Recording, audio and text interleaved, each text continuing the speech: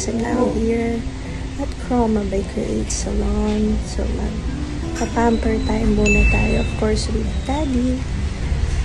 So ang papagawa natin is our eyelash extensions kasi I have shoot on Wednesday for my roadside show. And then magpapa-hyphy rin tayo para hugis, bigas ang ating face lagi. Kasi alam naman natin pagka nasa TV tayo, magta-times 2 parang yung weight natin or yung look natin. And also, I will have my glutathione session kasi medyo puyat tayo lagi because of the meetings plus our entertainment side of my life. So, yun. Magpaano muna tayo. Papagluta tayo for detox and for our health, of course. And magpapa-foods pa rin pala. Yan.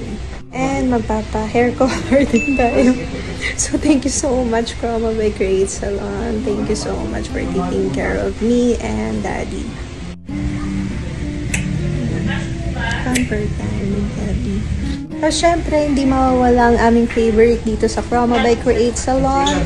Ang kanilang cafe area, lagi ang in-order ni Daddy is chocolate frap, and then mine, lagi matcha frap.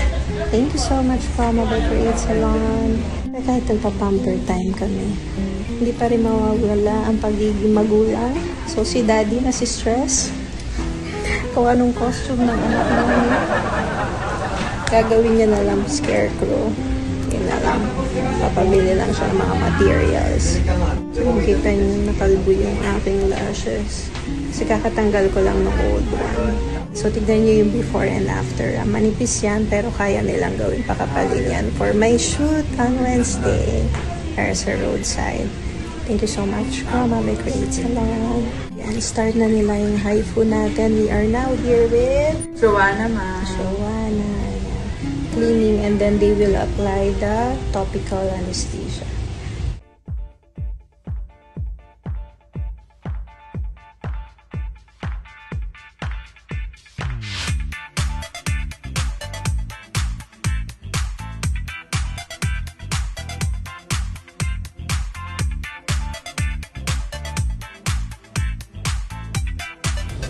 So yun, ang ganda ng kanilang gluta drip. Kasi it's a combination already of glutathione, vitamin C, collagen, and then may L-carnitine for slimming.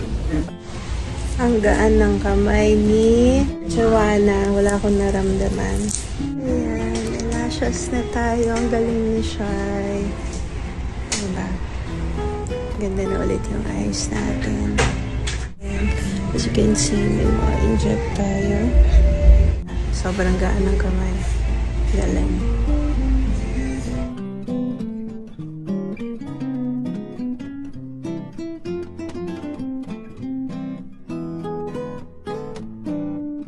Papa-hair color naman tayo. Color black.